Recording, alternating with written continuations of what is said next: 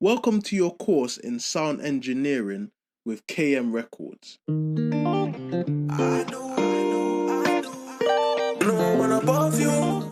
The speakers that we use to listen to music or watch movies over hugely affect the experience and the accuracy of the audio reproduction. Just compare the sound of music being played over a cell phone to the sound of a voice in the airport or to live music at a concert. All these speakers have their own characteristics, their own applications, and the sound in their own unique ways that we know so well. You'll be surprised to see that speaker designs paved the way for speakers whose origin you can still see from over centuries ago. The first speaker. The first speaker was invented in 1877 by Werner von Siemens, the same Siemens that you see and you know in the technology sector today. The speaker did not work, but Siemens noted that through amplification, a working loudspeaker could be devised. This is an important moment in the development of audio technology because it is where the use of amplifiers for sound was introduced, although it was not invented yet. It was only until 1898 when Oliver Lodge developed a moving coil loudspeaker. By 1915, practical moving coil loudspeakers were being manufactured and were eventually patented in 1924 by General Electric and TNT. The first moving coil loudspeaker. Do you remember the dynamic microphone we just spoke about?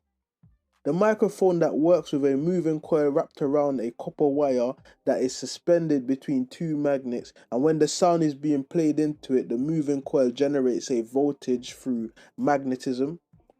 Well, guess what? If you reverse that principle and send current into the wire rather than receiving from it, that current you send to it will force the coil to move between the two magnets.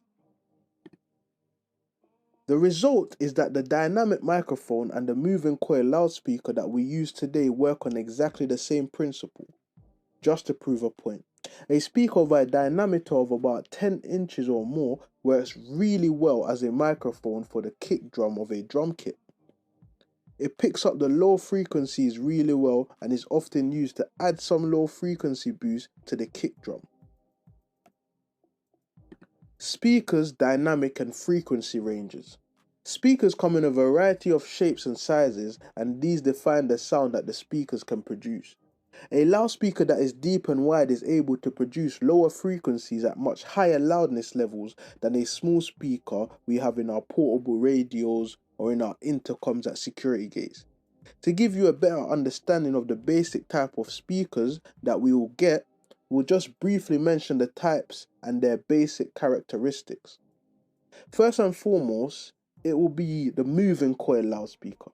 This is the most common loudspeaker found in our daily lives and is fairly good at producing low frequencies, otherwise known as bass. The second type of loudspeaker that I think all of you are familiar with is the subwoofer. This loudspeaker has a specific purpose of emitting bass frequencies or low frequencies of roughly between 34 and 125 Hz. The third type of speaker is called a tweeter. This type of speaker is smaller than the moving coil or the subwoofer speaker and is designed to emit high frequencies or brightness in our music and sound recordings. Dynamic range in modern recordings. From wax cylinders, horns, and manually turned recording devices to highly sophisticated recording and reproduction systems that we have today, the format that we record our music and sound on has had an enormous impact on the type of music that we can make. The introduction of subwoofers has made electronic music increasingly popular.